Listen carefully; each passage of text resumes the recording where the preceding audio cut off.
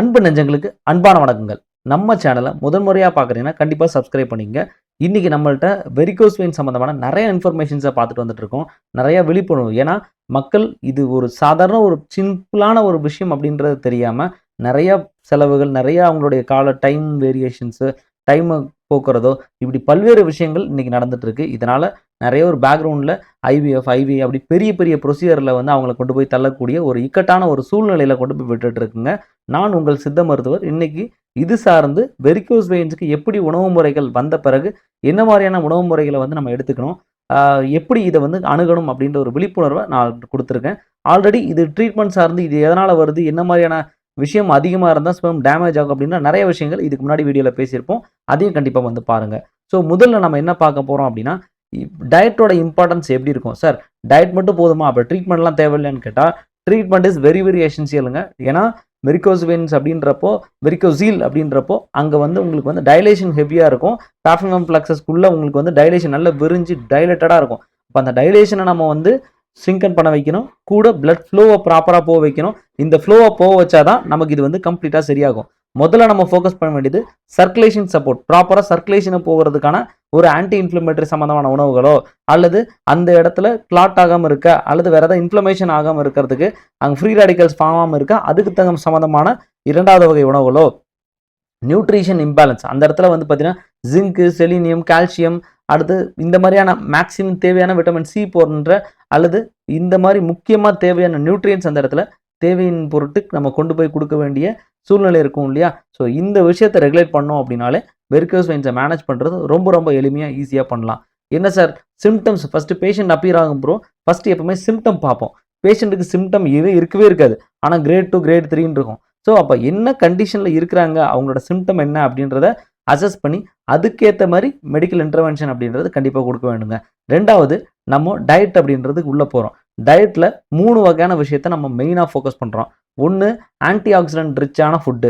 இந்த anti accident ரிச்சான food அப்படின்றது ஒன்று அங்கே தேவையாக ப்ரொடியூஸ் ஆகக்கூடிய ஃப்ரீ நிறைக்காற்றுகள்னு சொல்லுவோம். அதாவது பார்த்தீங்கன்னா நிறைக்காற்றுகள் தேவையில்லாத ஃப்ரீ ரேடிக்கல்ஸ் வந்து ஃபார்ம் ஆகும். அந்த ஃப்ரீ ரேடிக்கல்ஸ் டிஷ்யூஸை டேமேஜ் பண்ணும், அண்ட் ஸ்பெர்ம் ப்ரொடக்ஷனை டேமேஜ் பண்ணும், டிஎன்ஏவை டேமேஜ் பண்ணும், நல்ல ஒரு ஹெல்த்தி செல்ஸ் வந்து வரவே வராது. ஸோ அப்போ அதை தடுக்கிறதுக்கான உணவு முறைகள் கொடுக்குறோம். ரெண்டாவது, ஒமேகா 3 ஃபேட்டி ஆசிட் எங்கெல்லாம் நிறைஞ்சிருக்கோ அந்த மாதிரி விஷயத்தை வந்து எடுக்க வேண்டியிருக்கும். மூன்றாவது, எல் அர்ஜினைன் இருக்கக்கூடிய, நீங்கள் எந்த ஹாஸ்பிட்டல் போனாலும் சரி இந்த ஸ்பெர்ம் மொட்டிலிட்டி இது இல்லை அப்படின்னா எல் அர்ஜினைன் சார்ந்த விஷயங்களை தான் முதல்ல கொடுப்பாங்க. ஸோ அந்த மாதிரி முன்னாடியே தெரியுதுன்னா டயட்லேயே எடுத்துறது, அல்ல சித்த மருத்துவத்தில் இதுக்கெல்லாம் அருமையான மருந்துகள் வந்து உண்டுங்க. அதை நம்ம தெளிவாக வந்து ஃபாலோ பண்ணலாம். ஒரு சிலவங்க உடனே கமெண்ட்டில் பண்ணுவாங்க, டாக்டர் என்ன நீங்கள் மெடிசின்ஸே சொல்ல மாட்டேன்றீங்க அப்படின்ட்டு.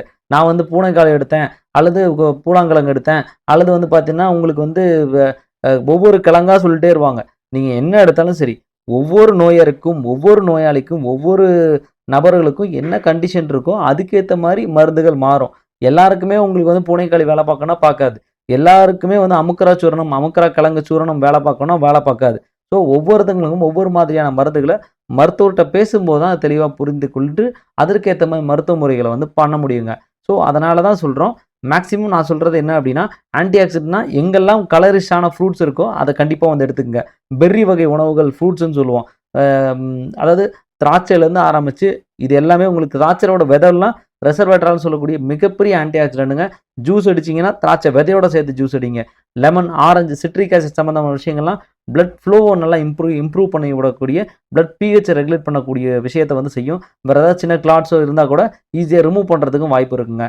அதன் பிறகு ஆன்டி ஆக்சிடென்ட் சம்மந்தமான, ஃப்ளேவனாய்ட் சம்மந்தமான கலர்ஃபுல்லாக உள்ள ஃப்ரூட்ஸ், காய்கறிகள் அப்படின்றத அதிகமாக எடுக்கணும். அதுக்காக கலர்ஃபுல்லாக இருக்கக்கூடிய ஸ்வீட் எடுத்துடாதீங்க, ரொம்ப ரொம்ப பிரச்சனையாயிடும்.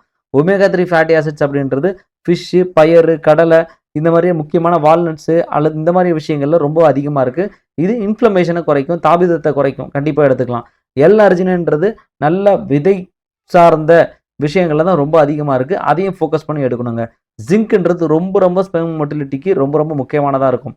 இது சிப்பி இந்த மாதிரி விஷயங்கள் வந்து பார்த்தீங்கன்னா இந்த ஆகஸ்ட்லேருந்து டிசம்பருக்குள்ளே நிறைய சமயங்கள் இது வந்து கிடைக்கும். ஸோ மந்த்லி ஒன்ஸ் அது கண்டிப்பாக எடுத்துக்கிறதுக்கு வாய்ப்பை வந்து உருவாக்கிக்கணும். மற்ற சமயத்தில் கிடைக்கலனாலும் கிடைக்கிற சமயத்தில் மேக்ஸிமம் வந்து யூஸ் பண்ணிக்கணும்.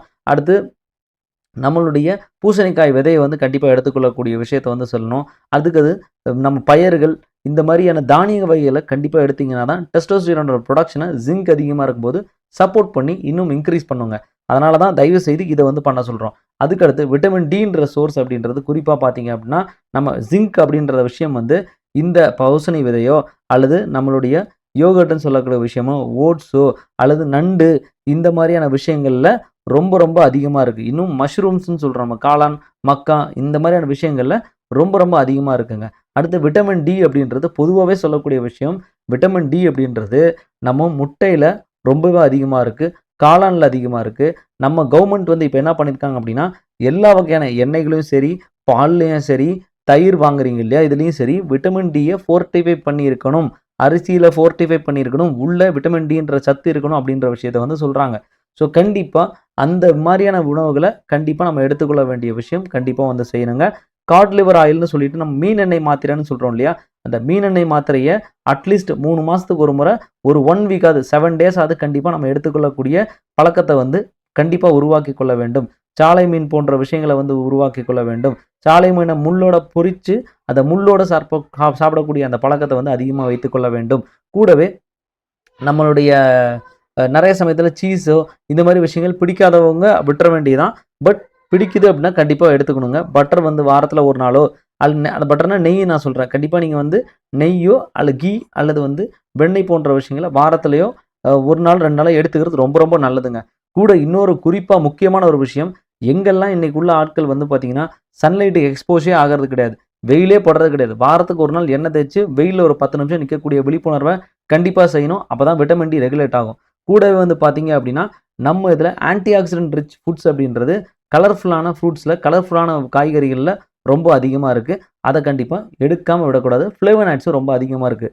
தண்ணி ரொம்ப அதிகமாக குடிக்கணும். தண்ணி அதிகமாக குடிக்கல அப்படின்னா அந்த இடத்துல நம்ம சித்த மருத்துவ முறைப்படி பித்தம் அப்படின்றது ஏற்பட்டு அதிகமாக உள்ளே வந்து அதிகமாக ஏறி கூடவே வறட்சி நிலை அப்படின்ற ஒரு சுச்சுவேஷனை கொண்டு போய் விடும். இந்த வறட்சி நிலை அப்படின்றது வரும்போது நல்ல ஒரு சத்தான ஒரு ப்ரொடக்ஷன் அப்படின்றது கண்டிப்பாக இருக்கவே இருக்காதுங்க. அதனால தான் சொல்கிறேன், தயவு செய்து இதை வந்து ரெகுலேட் பண்ணணும். ஃபைபர் நீர் சித்த மருத்துவத்தில் பார்த்தீங்கன்னா ஃபைபர் ரிச்சான உணவுகள் சாப்பிடணும்னு சொல்லியிருப்பாங்க. அதாவது கீரைகள் வந்து சொல்லியிருப்பாங்க. தாளி, முருங்கை, பசலை இந்த மாதிரியான கீரைகளை வந்து கண்டிப்பாக நம்ம உணவு முறையில் பொன்னாங்கண்ணி வரைக்கும் சொல்கிறேன், மேக்ஸிமம் என்னெல்லாம் பச்சை காய்கறிகள் கிடைக்குதோ கீரை கிடைக்குதோ எதையும் விட்டுறாதீங்க. ப்ராப்பராக அப்டோமினல் ப்ரெஷரை வந்து கரெக்டாக மெயின்டைன் பண்ணும், தேவையான சத்துக்களை கொடுக்கும். வெரிகோஸ் வெயின்ஸ் போன்ற விஷயங்களுக்கு ரொம்ப அடுத்த தீவிர நிலைக்கு கொண்டு போய் விடாது. நீர்ச்சத்துக்கள் சார்ந்த விஷயம் பனானா அல்லது உருளைக்கிழங்கு போன்ற விஷயங்களை வந்து கண்டிப்பாக எடுத்துக்கங்க.